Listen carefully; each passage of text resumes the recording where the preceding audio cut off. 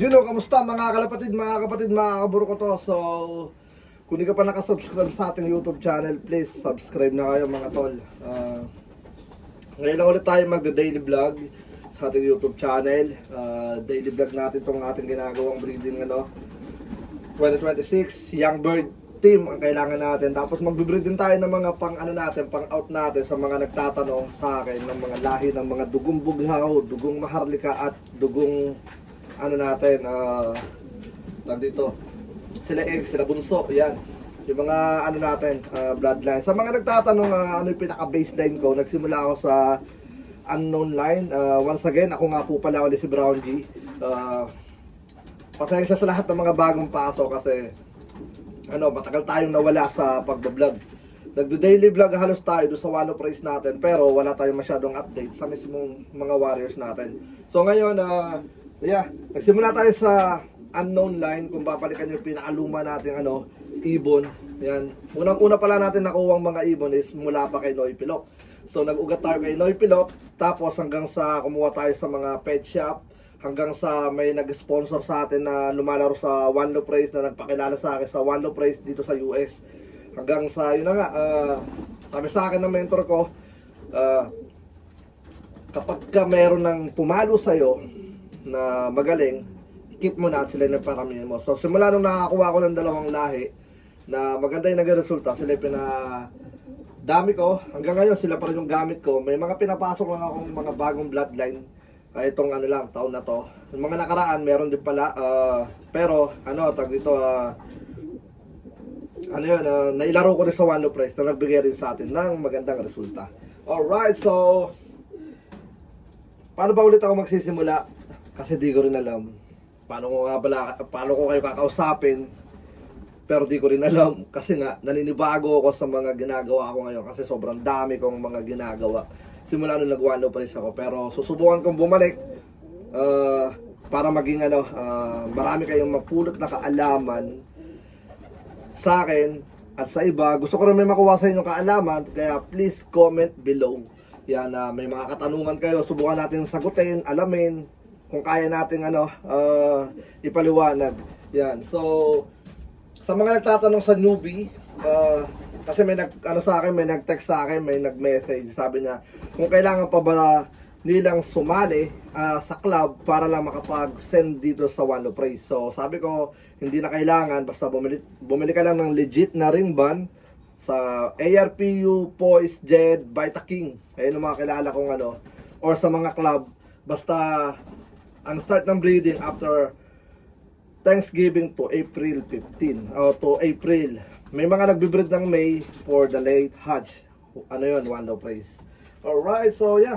Ngayon, ang ginagawa ko lang, masid-masid sa mga drop ng mga warriors natin. Okay pa naman, healthy, syempre. Ano pa ba? Yep. So, ito yung mga natin. Laki. Ito yung hen natin. Ayan. Isa sa mga natin to. Ay, mangingitlog na to. Teka lang, ayokong hawakan. Ayan. Ramdam ko na yung niya. Kanyang balasik sa ilalim. So, iba na lang hawakan natin. Ito si 07. Hindi, lagi ko na ito napapakita. Ibang naman, ibang ibon naman. Yep. So, isa sa mga sinusubukan natin. Teka lang. Alright. So, ito na lang siguro. Hindi na, pakikita ako na ito eh. Sige. Pura na lang. Para masanay. Alright. Para masanay sa hawak ng ibon na to. Grabe, napaka hilap sa akin, pero breed ko to. Ito isa sa mga winner natin 2025. Yung nestmate niya yung nag-win ng magandang presyo. Ang magandang money winner. Ito yung cock. So subukan natin i-breed. Pinarisan ko na siya, may kapares na siya. But di pa sila nangingitlog kasi bata pa. But tingnan natin, napaka-healthy. Yan, napakaganda ng nga lang, mahilap ng konti kasi nga naninibago. But magiging maamo din to. Kasi ito yung niya Lola. Lola niya. Ganda ng ganda ng katawan. Itong lahi naman na to, ang hawa ko is dugong Maharlika na may pasok siyang Wolverine. Yan. Pero alam niyo naman mga dugong Maharlika natin simula 2020. Dugong Bughaw, yan. Mga ano natin, tawag dito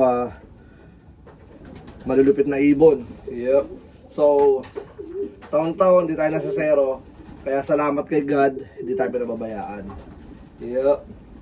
So, yeah, wala akong masyadong ma-update. Wala akong masyadong kumbaga para sa akin, i-vlog ko na lahat simula nung umpisa. Pero, freestyle lahat yun. Freestyle lang, kumbaga wala akong content talaga eh. Kumbaga ano lang ako eh. Kumbaga kung ano lang masabi ko, yun na yun eh. Kumbaga sabi sa akin ng mentor ko, manatili ka lang organic. Kaya pati sa pag-iibon, organic tayo. So yun nga, sagutin niyo pala natin paano ako naghahanda sa karera. So, basically, napakasimple lang mga tol. Kung ano yung nasimulan mo, yun na yun. So, wag ka nang paiba-iba. Lalo pagdating ng first race, wag ka nang magpapalit-palit na, subukan ko tong gamot na to, subukan ko tong ganito. Manatili ka lang sa organic, herbal, mga yan. Pinakamahalaga, number 1, yung luya. Paano ba yun? Hati-hatiin mo lang, halo mo na sa tubig, pwede mo siyang ilaga, yan. Or pwede mo siyang wag ilaga, rekta mo na siya sa tubig. Kasi para sa ano yun? Sa lungs. Kahit sa tao, pag may ubo o may sipon, inom ka lang ng tea.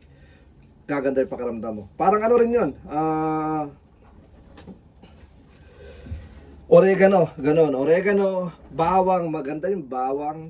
Tadtarin mo yung bawang, halo mo sa patoka or babad mo ng 2 oras pa inuman sa tubig o all night mo siyang ibabad bago mo ipainom. Pero kapag uminom na yung mga ibon, alisin mo na yung tubig, palitan mo na ng regular. Kasi pag nasobrahan sila, nagtatay sila, pumapangat yung drop. Yun lang ay base sa aking experience. Tapos lemon, iganon mo sa ipigaan mo sa patoka, pwede rin. Lemon or ihalo mo sa tubig. Yan. Ganun lang mga tol kasi pag masyado mong dinagdagan ng mga magagastos na gamot, una sa lahat, mabigat sa bulsa. May pambili tayo, pero syempre, utak, kailangan. Ikaw kaya, wala ka naman sakit, pero gagamutin kita. Diba? Isipin mo yun. Isipin mo yun, mga tol, merong mga ganon. Galing sa race, paglapag, bigay ka agad ng mga kung ano-anong gamot. Kaya pagdating ng pangalawang race, wala na, wasak ng yung baga kasi kung ano-ano mga pinainom mo. Diba? So, para sa akin, lang, pagdating ng ibon, pinakamainam na gawin pahinga. Bigyan mo ng apple cider, sabay pahinga. Ganyan lang mga tol. Napakasimple lang na ginagawa ko rito sa loob natin. Hindi ko na binibigyan ng ng maarting gawain. Yan. Pero, sa young bird season, doon ako tumututok. Amin na, young bird, pagdating ng mga young bird, naiyak pa yung iba, tapos na, ang ginagawa ko doon ako nakatutok talaga. Yan. Kasi sila yung mga dapat tutukan. Nagbibigay ako ng mga tawag dito, young bird advantage. Mabibili mo sa castle, yon. Isa yun sa mga pinaka ginagawa ko. Nagtuturok tayo, pang balileng, yan, PMB, saka yung yung bulutong. Kasi may mga nagpapadala sa atin na may bulutong nung before, pero ngayon pag nagpapadala ng bulutong, sinasabihan ko na kagad sila na wag ipadala dahil i-reject ko yan. Kasi ayoko maggamot ng may mga bulutong dahil hindi ko na trabaho yun mga tol. Di ba? Replacement na kagad, pag dumating dito may bulutong, palitan mo na kagad. Ang pinakamasakla pa dyan, wala pang refund. Yung binayad mo, walang refund. Reject na yung ibon mo, wala pang refund. Di ba, isipin mo yung mga tol? Di ba? So, saan ka pa? Hindi naman ako sa magulang. So, binibigyan ko lang ng dala yung mga nagpapadala sa atin ng may mga kapansanan. Hindi naman kapansanan, mga may sakit. Dahil isipin mo, ano mas pipiliin mo? Sabi sa akin ng isang gumagabay. Sabi, ano mas pipiliin mo, G? Mawala ka ng isang customer o madamay lahat ng mga customer mo? So napaisip ako na bulabog yung utak ko. Sabi ko, tama nga naman. Like, di ba din magtampo na yung nagpadala sa akin na may diferensya kaysa naman mahawa yung mga ibon na nagpadala ng healthy, pero nang dahil sa pagkakamali ng isang nagpadala sa atin, nagkahawa-hawa. Pero based sa akin, di naman nakakahawa ang bulutong. But syempre sabi ng ilan, nakakahawa daw yung bulutong.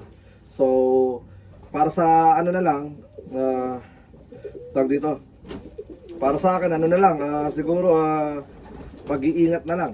Yep. So yun na nga mga kaburo ko to, bali yan lang muna. At huwag niyong kalimutan na subscribe at mag-comment sa baba dahil gusto kong maging topic tayo sa susunod. Konting tanong ay sasagutin natin. So shoutout sa lahat ng mga sumusuporta at patuloy na nagmamahal sa Capistrano. Lalong-lalo na sa lahat ng mga nakapaligid sa atin. Good luck sa breeding season. Yan.